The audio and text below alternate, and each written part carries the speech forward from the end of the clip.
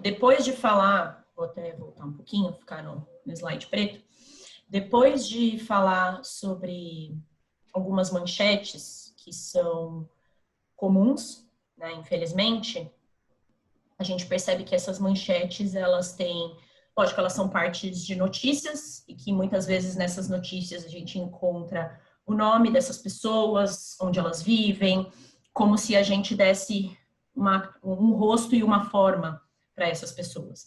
E aí é muito comum a gente se conectar de forma muito intensa com essas manchetes, porque muitas vezes a gente vê a foto, né, das pessoas envolvidas no geral, e isso faz com que a gente se conecte de forma muito intensa, porque a gente entra nesse campo da empatia também, né, e se fosse comigo, o que eu sinto, já foi comigo, né, e estando neste campo é muito mais fácil a gente se envolver, né, esse envolvimento vem com mais fluidez.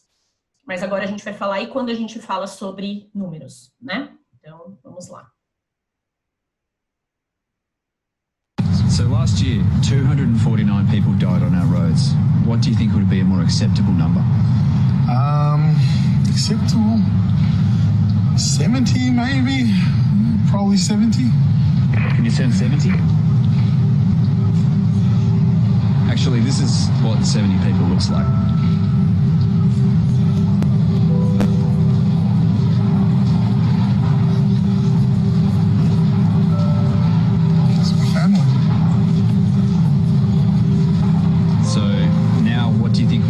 Acceptable number? Zero.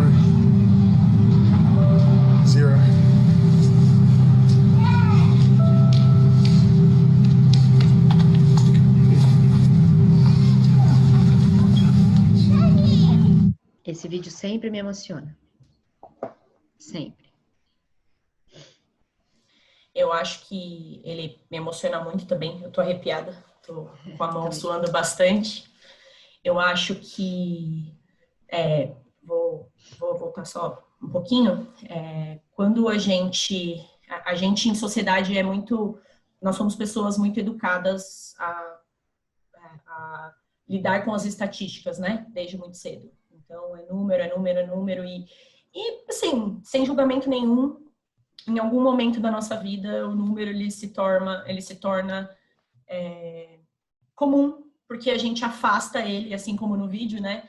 Essa pessoa, ela afastou o número de uma realidade, né? Então, 249 é um número muito grande. Qual é um número aceitável? 70, tá?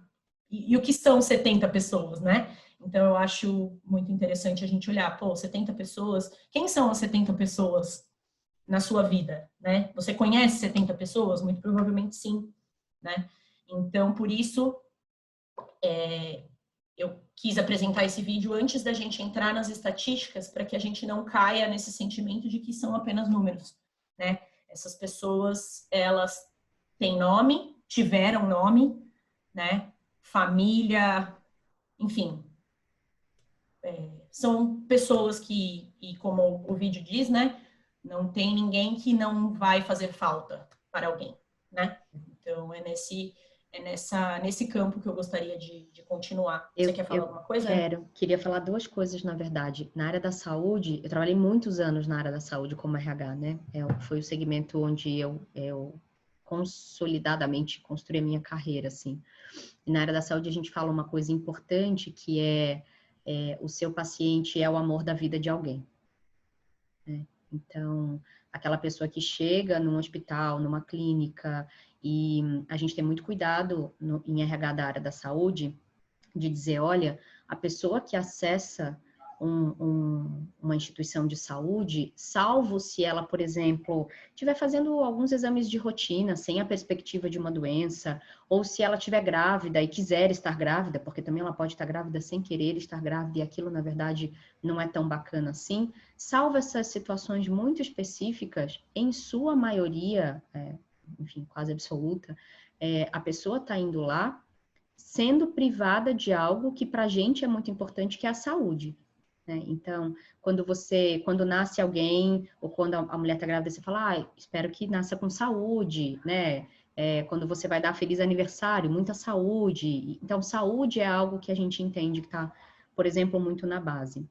E aí, para as equipes que trabalham com saúde, a gente precisa ensinar que quem chega lá está fragilizado por natureza, né? E que aquela pessoa, muito embora ela seja um número de protocolo, que daí eu vou juntar com a segunda coisa que eu quero falar, muito embora ela seja um número de protocolo, ela também é o amor da vida de alguém, né? Então, se o amor da sua vida, não estou falando só afetivamente, estou falando da sua mãe, do seu pai, dos seus filhos, dos seus irmãos, enfim, não sei, um amigo, uma amiga, qualquer pessoa por quem você nutra um sentimento forte, né, de amor, como é que você gostaria que essa pessoa fosse tratada ao chegar em algum lugar, né? Então, lembrando um pouco disso. E aí, por que eu falei que eu ia fazer um gancho? Porque, tendo sido RH praticamente a vida inteira, até agora, e ainda sou, na verdade, né, não fugi muito, não me livrei muito disso, nem quero, é muito comum as pessoas dizerem, nessa empresa eu sou só mais um número, porque na folha de pagamento a gente identifica você por um número, né? Tem uma matrícula, quer dizer, para tudo. Na universidade a gente é um número, na folha de pagamento a gente é um número, para o governo a gente é um número. Então, quando a gente fala de CPF, enfim, no plano de saúde, a gente liga para algum lugar e dão um número de protocolo, quer dizer, e aí eu só quero fazer esse gancho e essa pequena amarração para também defender, entre aspas, um pouco o número, para a gente tirar da frente essa barreira. Do mesmo jeito que a gente não pode olhar o número sem personalizar, sem entender que tem vidas por ali, a gente precisa entender que os números, eles cumprem uma função muito importante, que é o de dar visibilidade, que é o de garantir nas estruturas de folha de pagamento, de plano de saúde, de governo, o número garante que você é você. Então, na verdade, não deveriam ser coisas separadas, deveriam ser coisas unidas quando a gente fala de identidade, né? Então, eu tenho o meu nome, mas eu também tenho o meu CPF. O meu CPF garante a minha identidade, garante o meu nome limpo ou o meu nome sujo, quer dizer, vai me identificar de muitas maneiras. Então, o número é, muitas vezes, a única forma que a gente tem de enxergar alguma coisa, né? Acho que isso é muito importante da gente ter em mente quando a gente for olhar alguma estatística.